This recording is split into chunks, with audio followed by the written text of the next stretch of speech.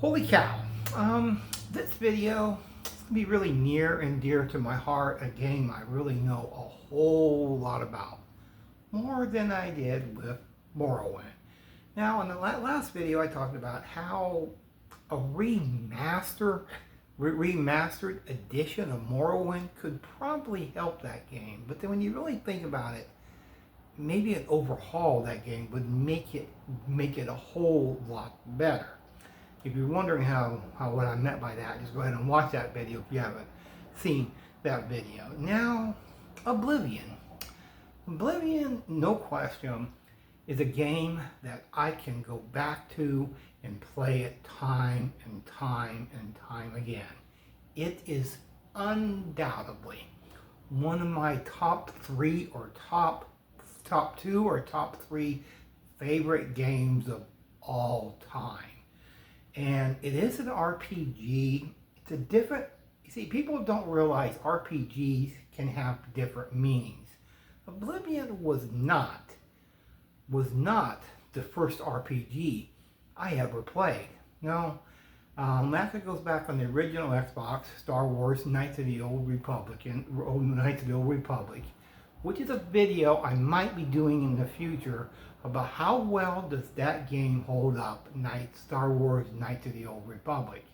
That was one of the first RPG games I played. But around about 2005, I heard back in the old Xbox magazines about how they were making, Elder Scrolls was making an Oblivion game. And man, they talked about the vast open world of it, and all the leveling up, and all just plants growing back, the entire 9 yards.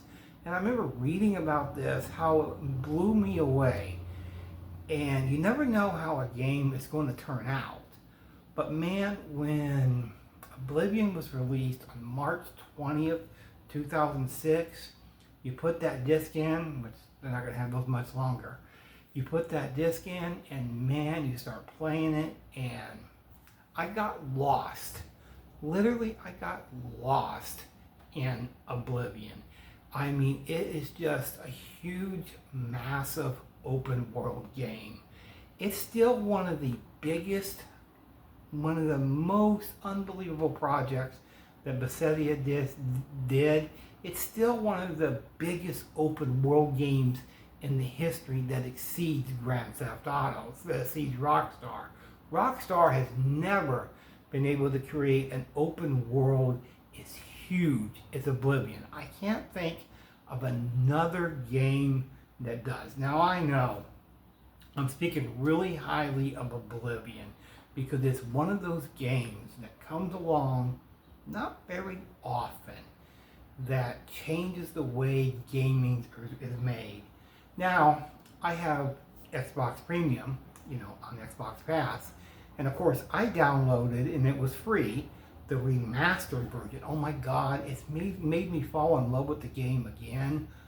I didn't need to, because I already love Oblivion as it is. And I could have made this a top 10 list, but I don't really like to do those too much. I haven't done one for a long time. But I just want to talk about why this game has aged like fine wine. Why is it such a classic? Why is it such an epic classic? And does it hold up in 2026? It definitely does. There's no question about that. It's nothing like Morrowind. It's two separate different games. Now, I do want to say this. I'm not much of a fan of Skyrim as I am Oblivion, so you might hearing some comparisons to the two. Yeah, I know, just a cow. Some people love Skyrim more than Oblivion. I love Oblivion way 10 times more than Skyrim. Now, Skyrim, I haven't played in probably a couple years. It's been a while since I played it. But yeah, okay. So, well, let's see. The first thing, it doesn't really jump out at people nowadays because it seems like it's such a commonplace thing in games now. but back then in '06, it was different. It was different. Plants grew back. You know what? I just realized it's been 16, 20 years since this game released, and it still holds up. But anyway, the plants grow back. That doesn't seem like anything great or, game breaking or anything like that. But at the time, that was new. That was new. So you could pick a plant or like pick grapes or whatever, they would grow back.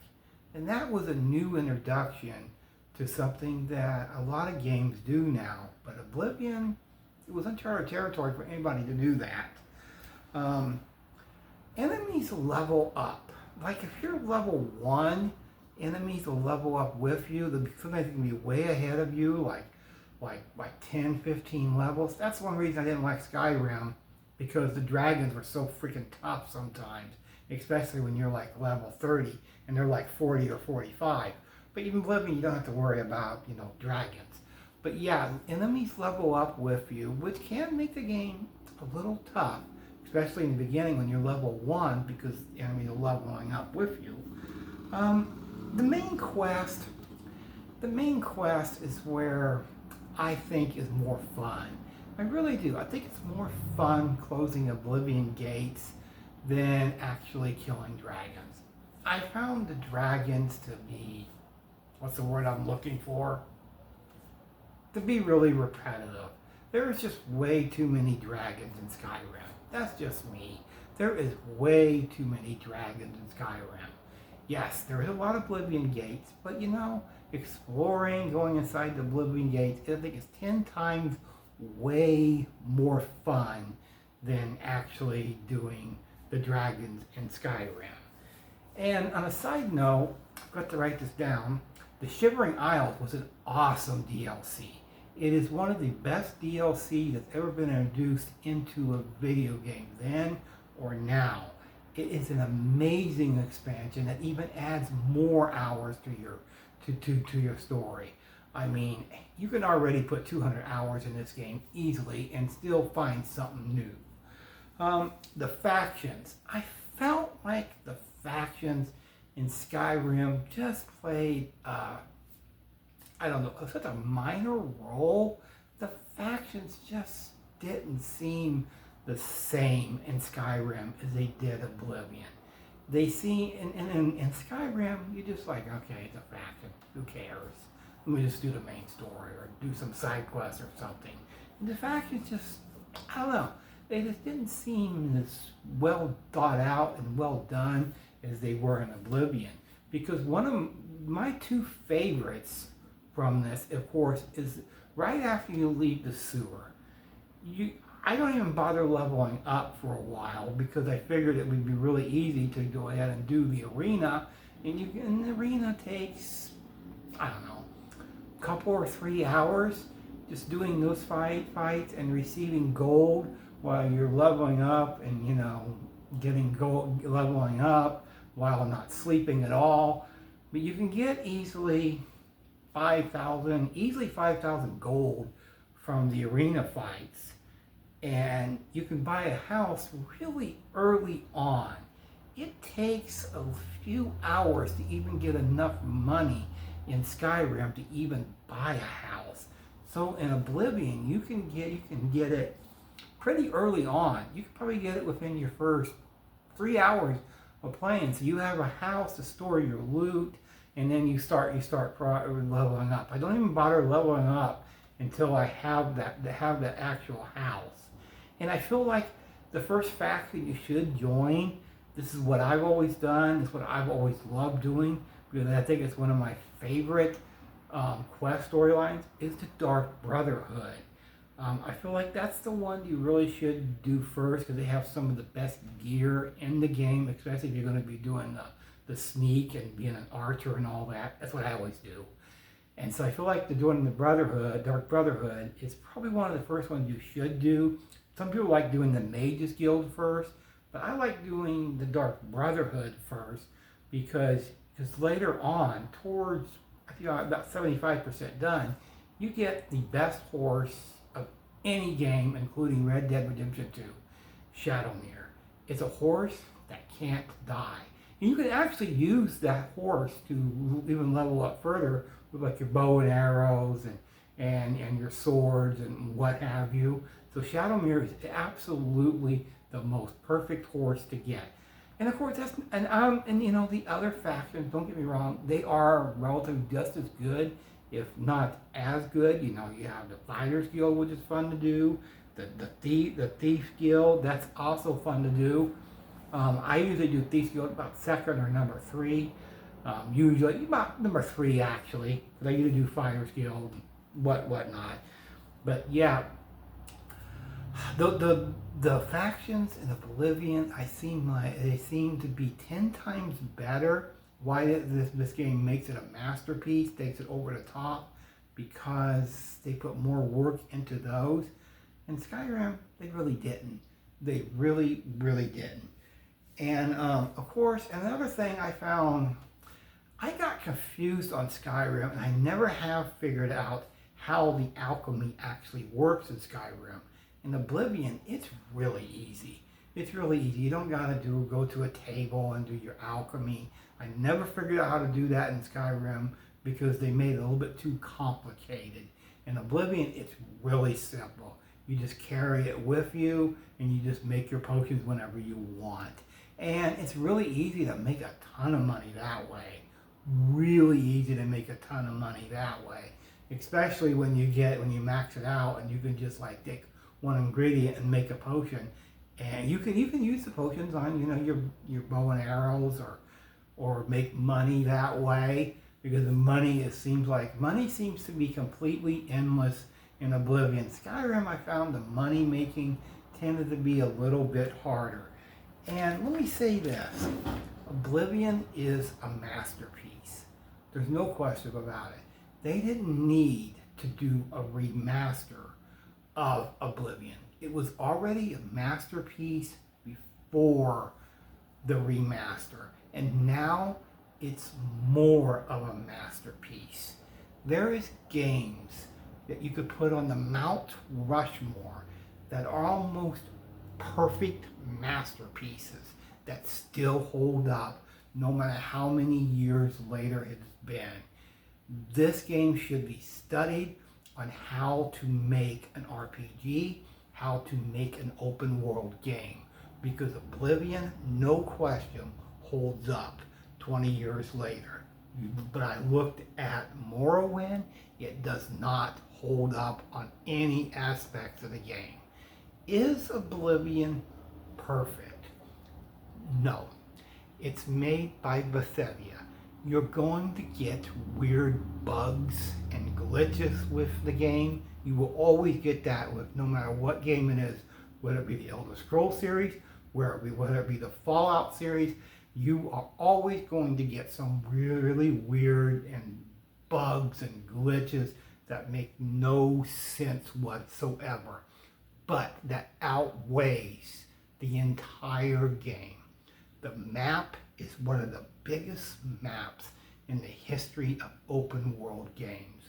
Rockstar has never came close to an open world game like Oblivion. There's no question about it. Oblivion still holds up 20 years later.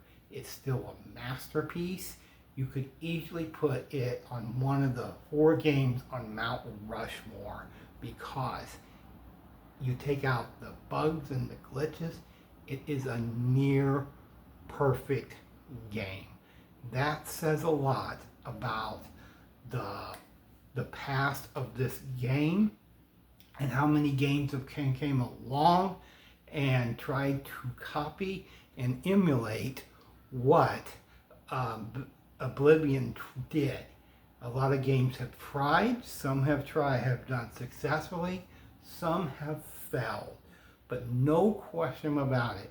I go back to this game continuously because it is the one game that I never ever get tired of. And there's not many games like that I can keep going back to and never ever get tired of it.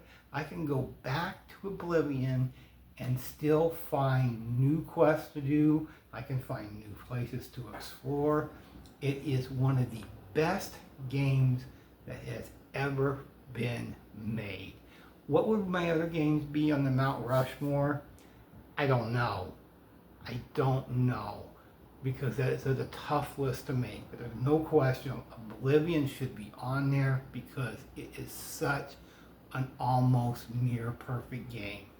Skyrim wasn't on that level. I don't think it's even close. There's rumors that they're going to make another Elder Scrolls game.